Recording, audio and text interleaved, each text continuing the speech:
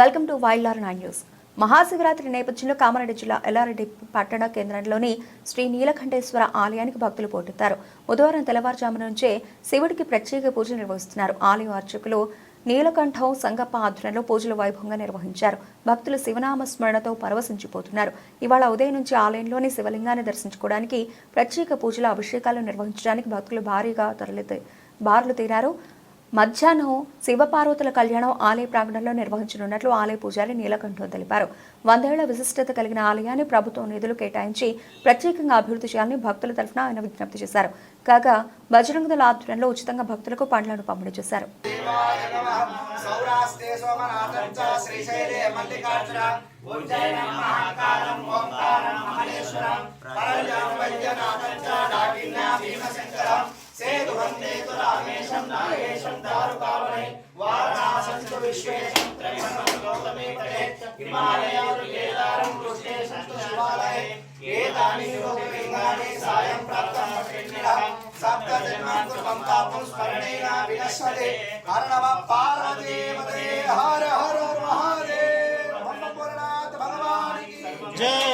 నమ శివాయ. మహాశివరాత్రి పర్వదినాన ఎల్లారెడ్డి పట్టణ ప్రజలకు మరియు నియోజకవర్గ ప్రజలకందరికీ కూడా మహాశివరాత్రి శుభాకాంక్షలు. నీలకంఠేశ్వర దేవస్థానం తరపున మరి ఈ పర్వదినాల్లో నీలకంఠేశ్వర స్వామి దేవస్థానానికి ఎంతో పెద్ద ఎత్తున ప్రజలు మరి వారి కోరికలు నెరవేర్చడానికి ఆ స్వామివారికి యొక్క కోరికలు నెరవేర్చుకోవడానికి ఇక్కడికి ఎంతోమంది విచ్చేస్తుంటారు. భక్తులు వివిధ గ్రామాల నుంచి కూడా ఎంతోమంది ఇక్కడికి వచ్చి స్వామివారిని దర్శనం చేసుకుంటారు.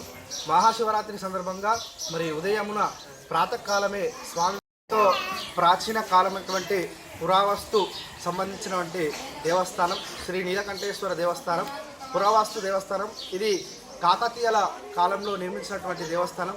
పురావస్తు దేవస్థానం కాబట్టి భక్తులు ఇక్కడికి ఎందుకంటే అందరూ నమ్ముకొని వస్తారు కాబట్టి వారి కోరికను నెరవేరుస్తాడు ఆ నీలకంఠేశ్వర స్వామి అని చెప్పేసి ఈరోజు చాలామంది 108 ప్రదక్షిణలు స్వామివారికి చేస్తే ఆ స్వామివారు మన సంకల్పంతో మన కోరికలన్నీ కూడా నెరవేరుస్తారని చెప్పేసి ఎంతోమంది భక్తుల యొక్క కోరికలను ఆ స్వామివారు నెరవేరుస్తారు.